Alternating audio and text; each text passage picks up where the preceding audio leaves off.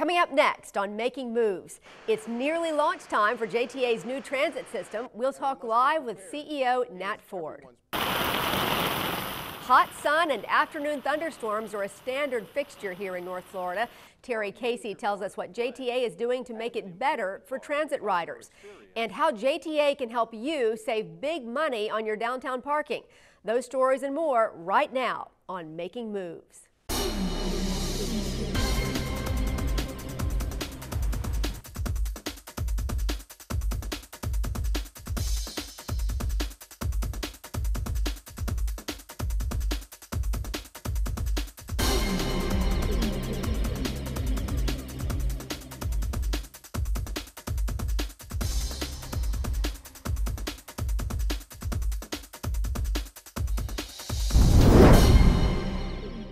Hello, and thanks for joining us today on the Season 6 finale of Making Moves.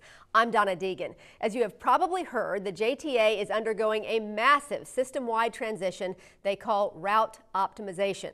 More than 40 bus routes are being redesigned, bus stops realigned, and bus shelters and other amenities improved. Here to update us on route optimization and some other key projects JTA is working on is Nat Ford, the authority's Chief Executive Officer. Thank you so much for joining us. It's so good to see you again. Thank you for having me, Donna. Man, you guys are some busy people right now. Well, we've been hard at work for the past year, but we have dedicated customers to our service, and we want to give them the best transit system they could have in the country. Well, this is exciting. Route optimization is really an integral part of your Blueprint 2020 plan, and we'll talk more about other parts of that plan in just a few minutes. But let's start with ROI. So why do such a massive overhaul in one fell swoop? Are you just a glutton for punishment, or why do you do this all at once?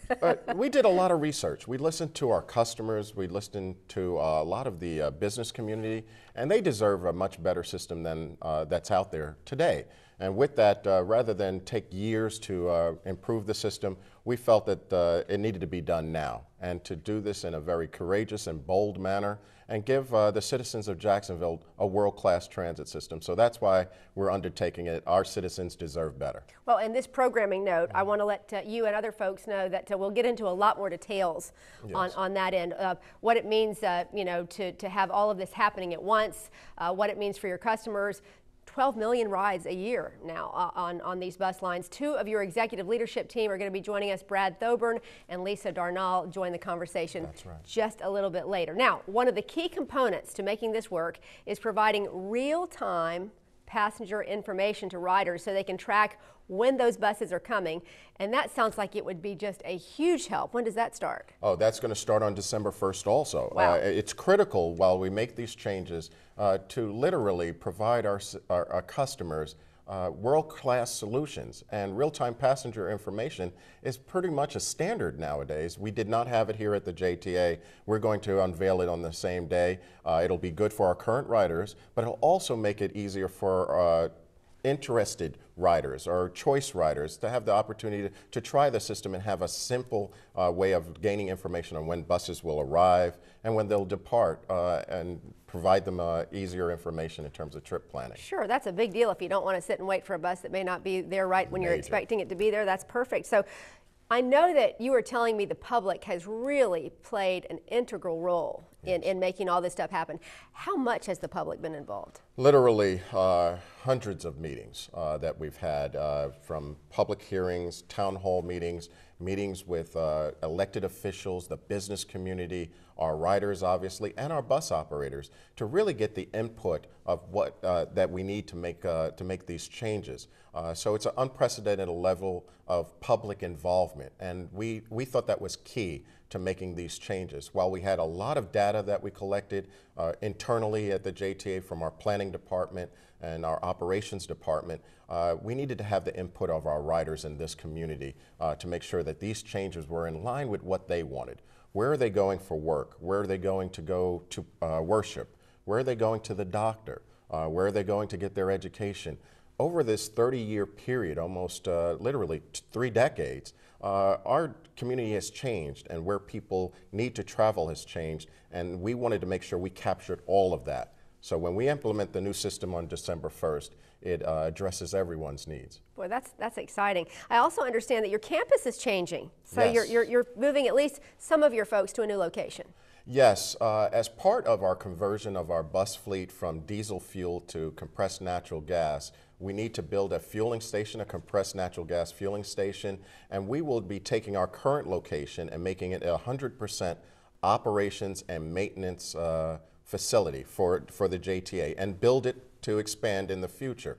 That's going to require that we relocate our administrative staff, our executive staff, planning, finance, external affairs, to a downtown location, Atlantic Place building on Hogan Street. And so we're very, very excited about that, Hogan and Forsyth. Yeah, people might find you easier to find as well, right? Yes, there is a major component of that is the creation on the first floor of that building, a true customer service center where we will be able to handle any customer concerns, sell fare media, sell fare passes, as well as have lost and found, all of this easily accessible to our riders and to the community. I gotta say, it just sounds like so much. I mean, do you ever worry that you're taking on too much at once here? I believe we assembled a exceptional team of professionals at the JTA. They're a lot of them are type A personalities, and they're looking for that next challenge. Unlike yourself, right? Yeah, I've been categorized that also. But we are looking for challenges to improve the quality of life here in Jacksonville, and I think they wouldn't have it any other way. And so in this time frame for the JTA, it's a major transformation. We have the right team of professionals, 800 of us in this organization, and our community deserves an improved system, and we're going to bring it to them. All right, that sounds exciting. The countdown is on. JTA CEO Nat Ford, thank you so much for joining us this morning on Making Moves, and you can come back anytime. Oh, thank you for having me, but it'll have to be after December 1st. I certainly understand that. Okay, Yes. When we come back, two of the key people who are helping to make this massive transit overhaul a success will join us and talk more about ROI and some other key projects the JTA has in the works. You'll be fascinated by what's coming to your community. We'll be right back. There's no better place to be than Everbank Field watching your hometown Jaguars. And there's no better way to get to the stadium than on the JTA Stadium Shuttle. Single game tickets start at just $7. Buy your tickets online at jtafla.com, at the JTA Admin Building downtown, or at any JTA Stadium Shuttle lot. The Stadium Shuttle brought to you by JTA and 1010XL, the official radio station of the Jacksonville Jaguars. Even though we've teamed up with the Jaguars, we're not just going to be cheerleaders. I don't see any way where the Jaguars don't go undefeated. You can still expect the same hard-hitting, unbiased opinions. We're not expecting any special favors from the Jaguars. For the hometown team, I don't just see one Super Bowl, not one, not two, not three, not four. So to keep our listeners' trust, we have to walk that fine line. And you can count on us.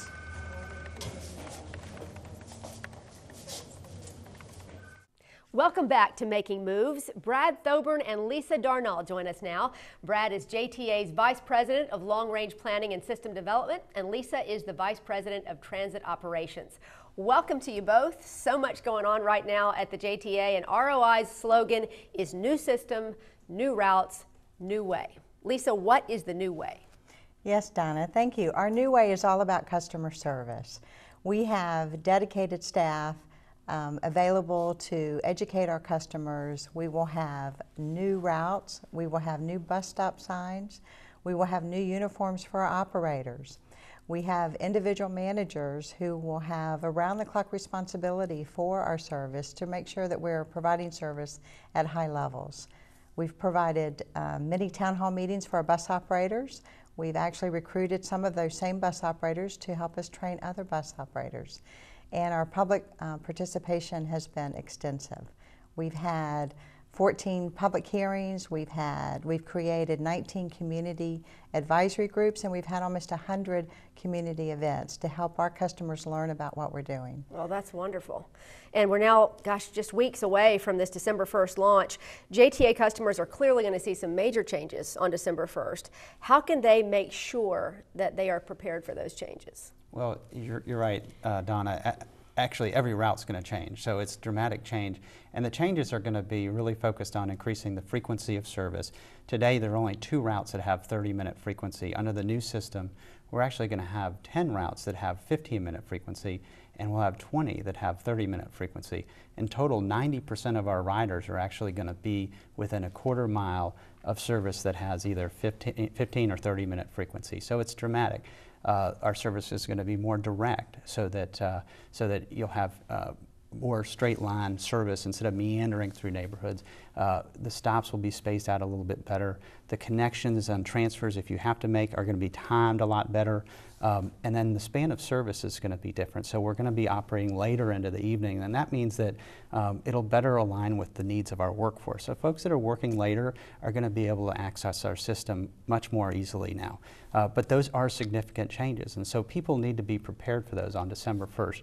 We've developed, we've brought on a whole crew of folks that are going to be, are actually out in the system today and meeting and available to talk to our riders today, but then also going out to community groups and being available throughout the entire community. In fact, if you're out there and you're looking for somebody to help, look for somebody with one of these blue shirts on, because they're the experts and they're going to be able to help you find out how you can navigate the new system. But even if you're not out there and you want to look at our system, go online, look at jtafla.com. You can also call 630-3100. So there are a whole host of opportunities for you to figure out how the new system is going to work for you.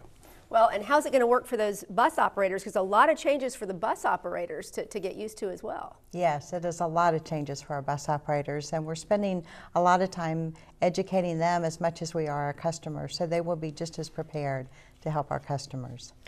Well, I know that you all have this app that is going to tell people exactly when those buses are coming, and so there will be no folks just sitting and wondering, when is my bus going to come? And you had an actual little test group with one of your Arlington bus routes. What was the feedback from that on that new app? The feedback was very positive. We had customers who were on our services using the application, and they were able to see exactly where their bus was located and what time it would arrive at their stop. It gave them more time to plan their day, and it provided an opportunity to receive a text, voice, or an email alerting our customers when the next bus will arrive. Boy, that sounds like that would cut down on a whole lot of frustration. And as if this massive ROI project wasn't enough, you're starting construction on the first BRT route very soon. Brad, what can you tell us about, what is BRT? Well, it's Bus Rapid Transit is the technical name, but we're going to call it the First Coast Flyer. And what it is a premium service that's designed to let people move quicker, longer distances through the city and not have to stop as frequently as they would on the regular bus. We are actually designing our route optimization around the integration long-term of the BRT system. And so we're going to have 4 different corridors and then a downtown piece that connects all of it. We're going to start construction of the downtown in the next few weeks. And then we'll start to see the service on the north and the southeast beginning late next year, early 2016 on both of those. And the key thing is that you'll have very frequent service. So it'll be 10-minute peak hour service, and you also have fewer stops. So maybe every mile or so you'll have a stop. And there'll also be transit signal priority on that corridor, so that the bus will actually be able to travel on the corridor faster than the regular traffic. So it's really a great addition to our system. It'll be branded a little differently. It will be the First Coast Flyer. The buses will look different, and it's an exciting new opportunity for us. It will have almost 60 miles of service when we're done. Well, I can imagine that's going to be a really popular option. Okay, Lisa, I want to shift gears just a little bit and talk about compressed natural gas buses. Now, we just heard Mr. Ford say that the CNG buses will be coming to your Myrtle Avenue location in 2015. So what advantages does CNG really give you over your diesel buses? Yes, well, first of all, CNG is a cleaner fuel than diesel, and that's really good for the environment. CNG buses are quieter, and there are significant fuel savings in CNG over regular diesel buses. So how many CNG buses are you going to order, and will they be designated for certain routes, or how will that work? We will be ordering 20 buses each year over a 5-year period. So at the end of 5 years, we'll have 100 CNG buses operating in our fleet. and those buses are scheduled to arrive in the fall of 2015. That's exciting. And you're also going to have special CNG fueling stations, is that right? Yes, part of that is a CNG fueling station, and not only will we be able to fuel our own fleet, but we will be opening a fully public access station for companies who might want to convert their fleets to CNG and they don't have the added cost of the infrastructure that we'll be building. Fantastic. So good for the environment and Yes. good for everybody. Well, we mentioned that ROI is a feature of JTA's Blueprint 2020, but it's just one of many parts of that puzzle. So Brad, can you talk about some of the other elements of the puzzle? Well, we've got a lot going on, as you can see. Clearly, one of the things that we just launched is our Transportal website, which is a regional system that's designed to give people access to information on not just JTA's system, but transportation options throughout the entire region. We talked about BRT and the ROI. We're developing Jacksonville Regional Transportation Center. We're planning for commuter rail in the long term, and we're also planning for the future of the Skyway. So there's a whole host of different things that are happening within the Blueprint 2020 initiatives. Well, we talked about CNG coming to the Myrtle Street area. We've got a bunch of employees moving downtown as well. I think over 100 employees moving downtown. Why the move to downtown? Well, it's part of a longer-term strategy. I mentioned the JRTC. That stands for the Jacksonville Regional Transportation Center, and that program is really a series of improvements that are designed to really better connect the services that we have, whether it's local bus, the Skyway, BRT, with regional and inner-city services. So things like Amtrak or Greyhound or Red Coach, Megabus, and then those regional services, future commuter rail, commuter bus services, all connected at one area. But it also includes the development of a bus transfer facility and administrative space. So really the current move is sort of a transition to the Jacksonville Regional Transportation Center. And as Mr. Ford mentioned earlier, it's part of the effort to turn the Myrtle Avenue campus into a true operations campus. So it really makes sense for our ability in the long term to better connect services and also grow our system. Fantastic. And I heard you mention the Skyway earlier. A lot of interest in that. I know that we lost out on the grant to expand the Skyway to that burgeoning Brooklyn Riverside area. So does that mean that that's gone away? No, I think it really helped us push the discussion and about what is the future of the Skyway. We're in the process of doing an assessment of the technology and the system itself so that we can develop plans for what the future is of the Skyway. Does the technology change? If we're going to extend it, is it the same technology or is it some new technology? Are we looking at streetcars? What is the future and where are our priorities within that future?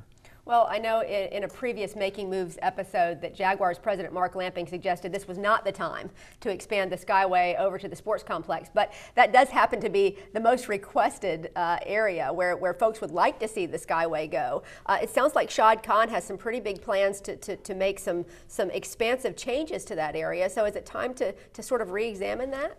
I think that as we look to the future of the Skyway, those are the questions we have to ask. I mean, and as we develop our entire system, we really do need to think about tying it to development and having it be part of a development strategy. So as we see things happening in the shipyards area or in Brooklyn, as you mentioned, we need to figure out what are the transportation solutions that help serve those areas. So as we see the transformation in Brooklyn and the shipyards, we really do need to think, is the Skyway part of that future? Is it streetcar or is it some other type of service? Okay, well, all things that'll be fun to keep track of. I know you've got your hands pretty full right now just with this launch December 1st. Good luck with it. And thank you both so much for being with us today. We appreciate it. Brad Thoburn and Lisa Darnall. And boy, it's going to be a lot of fun watching all this happen. After months of preparation, ROI is just a few short weeks away, as we say, launching December 1st. Transit riders across the city will awaken that morning to sweeping changes in a transit system that really has remained mostly untouched for more than 2 decades. Planning has been intense at all levels, and input from JTA customers and others has been exceptional and a valuable part of it all. Bus stops, shelters, and other amenities are part of this plan. So how important are they to the average rider? Making Moves senior correspondent Terry Casey takes a look. The Rosa Parks Transit Center is one of the JTA's major transportation hubs, and word is out about JTA's route optimization initiative. When it's implemented in December, it will change everything. Bus routes, route names, bus stops, just to name a few, and will impact all JTA customers. It's an upgrade that includes customer input and designed to make things a whole lot better than they are now. That sounds good to Roxanne Binns. She takes the bus to classes. Oh wow, that would be awesome. That would be awesome. We would have a lot of benefits, I think that's a good idea. I think the route optimization is a welcome change, for Jacksonville. It's a big growing city, so you might as well change and upgrade with the city that's growing. Gloria Tarter did some homework on the plan. I had called and found out about that, and she had told me that they were supposed to upgrade everything. So I said, okay, then I'll see how it works. If it don't work, now you're going to hear from me. Jacksonville City Councilman Warren Jones is an advocate of public transportation, and his take on the plan may ease Gloria's uncertainty. It's long overdue. Jacksonville has changed. The employment centers have changed. The housing and those people who are dependent on transportation has changed to some degree. So I think it can't do anything but get better and more efficient and more enjoyable to ride the bus once the new system is put in place. Those are just a few of the reasons bus shelters are a major part of the plan and an important part of the customer experience and feedback. Here is another reason.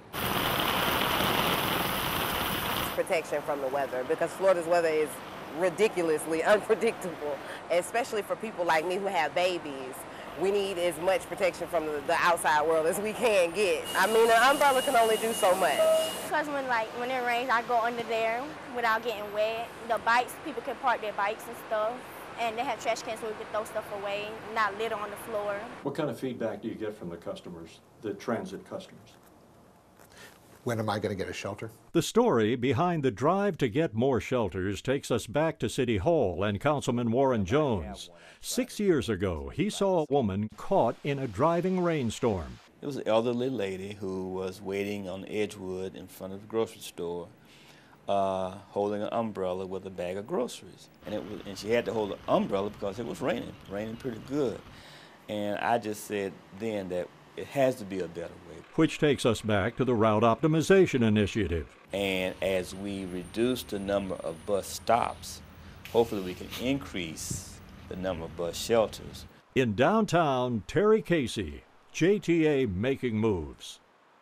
Still to come on Making Moves, JTA expands its past partnership program. And a look at how some Skyway employees are saving thousands of dollars for the authority.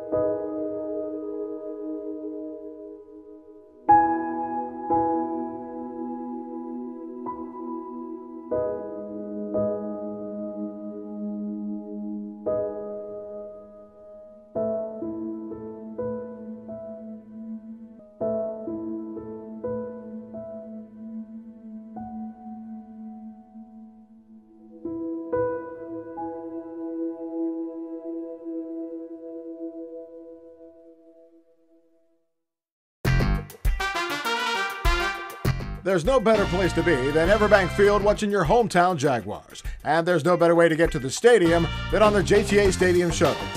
Single game tickets start at just $7. Buy your tickets online at jtafla.com, at the JTA Admin Building downtown, or at any JTA Stadium shuttle lot. The Stadium Shuttle brought to you by JTA and 1010XL, the official radio station of the Jacksonville Jaguars. When staff at the Skyway asked an outside company how much it would cost to replace the return air vents at all the trains, they got quite the sticker shock. The company quoted a price of $100,000. Well, after hearing that, the Skyway team got together and decided perhaps they could work up a solution that would be much more cost effective. And that is exactly what they did. The new return air vents created by the Skyway staff were better built and could be done for less than $3,000 for all 10 trains. That's a $97,000 savings on just one project. What you have here is the new return air vent for the train, which the guys actually modified. And so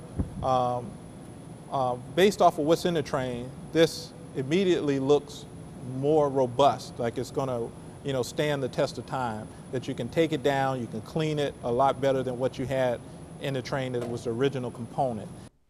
If you're tired of paying sky-high parking rates downtown, then you'll want to listen to this offer. The JTA's Kings Avenue parking garage on the South Bank is now open to hourly and daily parkers. The fully covered facility was previously used just for monthly parkers. Here's a quick look at the rates. Your first 30 minutes are free. After that, rates start at $1 for the first hour, up to $8 for 6 hours. Anything over 6 hours is $15. Monthly parking is some of the cheapest in the downtown area at just $26.75. All parking is covered. Skyway rides to the other parts of the South Bank and into the North Bank Business District are all free. Finally, buying and reloading your Star card just got a whole lot easier. JTA's new eStar online payment system is now up and running. Customers can buy new cards, reload existing cards, and register their cards on the JTA site for security purposes. 2 major Jacksonville retailers have also expanded their Star card participation. Winn-Dixie expanded its Star card program from 8 stores to 24. The supermarket franchise now sells and reloads 31-day yellow Star cards. Meanwhile, pharmacy giant Walgreens now offers 1-day and 3-day Star tickets exclusively. And that wraps up this edition of Making Moves. Thanks for taking the time to join us. Remember, you can catch complete episodes of Making Moves online at jtafla.com and on our YouTube channel, JTA 904. You can also find exclusive web-only content on our Facebook page. So be sure to check that out at facebook.com/JTA Making Moves. For the entire Making Moves team, I'm Donna Deegan. Be sure to join us next time for our Season 7 premiere. We'll see you then.